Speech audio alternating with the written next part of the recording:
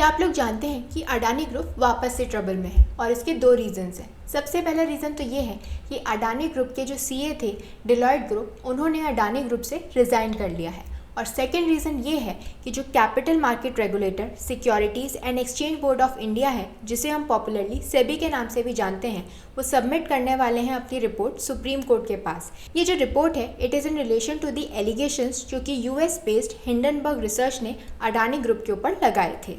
आज के हमारे वीडियो में हम इन दोनों ही प्रॉब्लम्स के बारे में डिटेल में समझेंगे, लेकिन सबसे पहले हम बात कर लेते हैं सीए की प्रॉब्लम के बारे में। अडानी पोर्ट्स के जो शेयर प्राइसेस हैं उन्हें काफ़ी बड़ा झटका लगा है जब डिलॉयट हेस्किंस और सेल्स ने रिज़ाइन कर दिया as the statutory auditor of the company, और इसके रीजंस उन्होंने बताए हैं डिफरेंस ऑफ ओपिनियन। और इसीलिए अब अडानी ग्रुप ने अपॉइंट किया है MSKA एंड एसोसिएट्स को एज देयर ऑडिटर।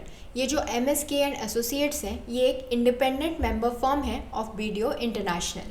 अगर हम डिलॉयट की बात करें तो वो अडानी पोर्ट के ऑडिटर हैं सिंस 2018, और पिछले साल उनका ये जो कॉन्ट्रैक्ट था वो 5 साल के लिए वापस से रिन्यू कर दिया गया था, लेकिन अब उन्होंने रिज़ाइन कर दिया है। और अपने रेजिग्नेशन लेटर के अंदर उन्होंने रिवील किया है कि ये जो रेजिग्नेशन है due to lack of clarity on transactions in regard to certain parties जिनके बारे में अलेज किया गया था in January's Hindenburg research report. और दूसरा रीज़न है गौतम अडानी की कंपनी की resistance in conducting an independent external evaluation. अब हम बात कर लेते हैं उस दूसरे रीज़न की जिसकी वजह से जो गौतम अडानी की कंपनी है उसके शेयर्स गिर रहे हैं, और वो है सेबी की रिपोर्ट जो कि वो सुप्रीम कोर्ट को सबमिट करने वाले हैं। ये जो रिपोर्ट है वो सेबी ने बनाई थी आफ्टर इन्वेस्टिगेटिंग द एलिगेशंस जो कि यूएस बेस्ड हिंडनबर्ग रिसर्च ने अडानी ग्रुप के अगेंस्ट लगाए थे। और इसी रिगार्ड में सुप्रीम कोर्ट ने सेबी को एक एक्सटेंशन भी दिया था अंटिल 14 अगस्त, ताकि वो कंक्लूड कर सके इस इन्वेस्टिगेशन को। और अभी जो केस है इसे 29 अगस्त को सुप्रीम कोर्ट हियर करेगा, और इसीलिए सुप्रीम कोर्ट ने सेबी को डायरेक्ट किया है कि वो एक स्पेसिफिक रिपोर्ट तैयार करे ऑन इट्स इन्वेस्टिगेशन।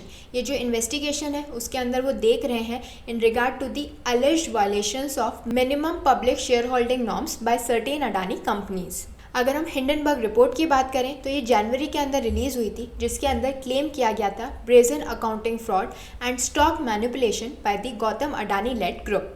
दो अडानी ग्रुप ने इस पूरी रिपोर्ट को अनरिसर्च एंड मैलिशियसली मिस्चीवियस बताया है, और इसी रिपोर्ट की वजह से अडानी ग्रुप के जो स्टॉक्स हैं it lost over $140 billion in days and force the cancellation of 20,000 crore rupees share sale in group's flagship. अगर हम गौतम अडानी की बात करें who has a net worth of $54.3 billion, उन्होंने इस अडानी एंटरप्राइज को स्टार्ट किया था in 1988 after working as a diamond sorter and importing polymer. 1991 के अंदर जब इकोनॉमिक लिबरेशन पॉलिसी आई तो इसने कंपनी को काफ़ी हेल्प किया in expanding its business into trading metals, textiles and agro products. उसके बाद 1995 के अंदर अडानी को कॉन्ट्रैक्ट मिल गया था मुंद्रा पोर्ट का, which is the largest private sector port in India with a capacity of around 210 million tons of cargo per annum. और 1996 के अंदर अडानी ग्रुप ने स्टार्ट किया Adani power, followed by the power generation business in 2006, acquiring Abbot pot Point in Australia and Carmichael coal mine in Queensland between 2009 to 12। और ये सब इसीलिए important है क्योंकि अडानी ग्रुप का जो 60% रेवेन्यू है it is derived from coal related businesses. So this was all about Adani's new trouble. I hope this information was helpful to all of you.